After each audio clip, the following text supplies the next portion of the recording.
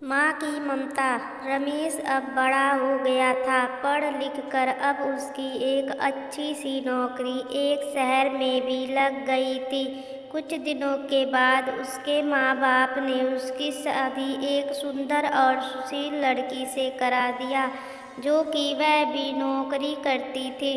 अब रमेश और पत्नी दोनों जॉब करते हुए एक साथ ही शहर में बस गए थे। कुछ दिनों के पश्चात रमेश के पिताजी भी अब इस दुनिया को छोड़कर चले गए, जिसके बाद उसकी माँ एकदम सी अकेली सी हो गई थी।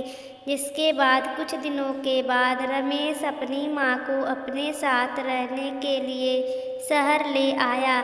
माँ जिसके बाद शहर में आकर रमेश की माँ खुद को एकदम अकेले पाती थी।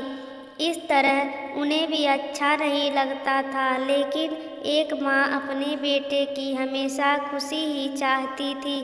सो धीरे धीरे वह शहर में रहना भी सीख गई थी। लेकिन रमेश और उसकी पत्नी हमेशा अपनी माँ को समझाते रहते थे कि ऐसा मत करो, ये मत करो। मतलब कि वे आगे माँ को गांव की एक तरह से गंवार ही समझते थे, लेकिन माँ की दिल तो हमेशा से अपने बच्चों के लिए बड़ा ही होता है। सो वे सभी बातें चुपचाप सुनकर हाँ में हाँ मिलाकर रह जाती थी। एक दिन की बात है, सुबह रमेश की पत्नी को ऑफिस जल्दी जाना था। सो वह सब कुछ जल्दी से तैयार करके रमेश का खाना पैक करके ऑफिस चली गई। फिर इसके बाद रमेश भी जल्दी जल्दी तैयार होकर ऑफिस निकल गया था। फिर कुछ समय बाद रमेश की माँ ने देखा कि उसका बेटा तो खाने का लंच बॉक्स तो घर पर ही भूल गया है।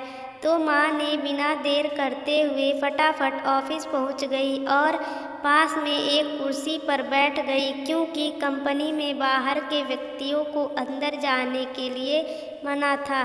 सो फिर बेटे को दिक्कत ना हो इसलिए फ़ोन ना करके मैसेज किया, लेकिन रमेश अपने काम में बिजी था। सो माँ के मैसेज पर ज़्यादा ध्यान ना दिया, लेकिन उसकी माँ बाहर कब से उसका इंतज़ार कर रही थी। इस तरह कई घंटे बीत गया और इस बीच कई मैसेज भी किया, लेकिन रमेश का कोई उत्तर नहीं आ रहा था। इस तरह रमेश की माँ को चिंता होने लगी थी, लेकिन रमेश अपनी माँ के कई मैसेज आने के बाद वह अंदर ही अंदर खूब गुस्सा होने लगा था। आज तो उसने तय कर लिया था कि आज घर जाकर माँ को खूब अच्छे तरह से समझा देगा कि यह उसका गांव नहीं है, जो कुछ भी मनमानी करती रहेगी।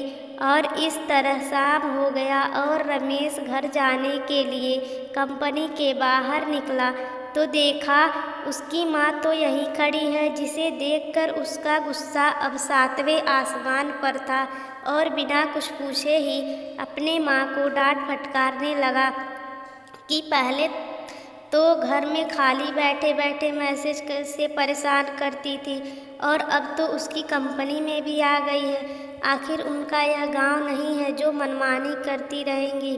यह सुनकर रमेश की माँ ने खाने का टिफिन रमेश की ओर आगे बढ़ा दिया, जिसे देखकर रमेश को अब समझते हुए देर ना लगी कि वह अपना खाना भूल गया था, जिसे माँ ने उसे देने के लिए यहाँ आई थी। इसके बाद रमेश की माँ बोली, बेटा भले ही तुम बड़े हो गए हो, बड़े शहर में रहने लगे हो, भले ही अच्छे बुरे की ज़्यादा समझ आ गई हो, लेकिन मेरे लिए आज भी मेरे कलेजे का टुकड़ा ही हो, जिसे मैं बचपन से लेकर आज तक पालते हुए आ रही हूँ। रमेश की अब आंखें खुल चुकी थी कि आखिर उसकी माँ उसकी परवाह करते हुए खाना लेकर आई थी, जिसे वह बिना सोचे समझे अपनी माँ को ही डांटे जा रहा था। वह अपने किए हुए पर बहुत पछतावा हो रहा था, जिसे देखकर माँ ने उसे एक बार फिर से अपने गले लगा लिया और इस तरह रमेश अब आगे से खुद को माँ के लिए बदल लिया था।